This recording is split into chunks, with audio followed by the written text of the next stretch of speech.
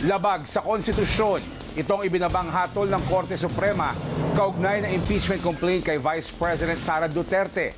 Ayon sa tagapagsalita ng Supreme Court na si Attorney Camille Ting, sa tingin ng kataas-taasang korte, labag sa one-year rule ang Articles of Impeachment. Ibig sabihin, hindi maaaring magkaroon ng jurisdiction ang Senado sa impeachment proceedings. Anya, maituturing na ibinasura ang unang 3 complaints sa inihain at wala ng iba pang impeachment complaint na maaaring maisampa hanggang February 6, 2026. Dagdag ni Ting, unanimous ang desisyon ng Supreme Court en banc at agad na ipatutupad. Nilinaw naman ni Ting na hindi inaabsuelto ng Korte Suprema si VP Duterte.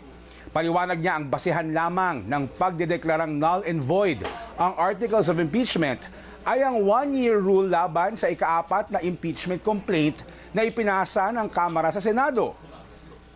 Matatanda ang matapos ma-impeach ng Kamara si Duterte, naghain siya ng petisyon sa kataas-taasang hukuman noong Pebrero at humiling ng temporary restraining order sa gagawing pagliliti sa Senado.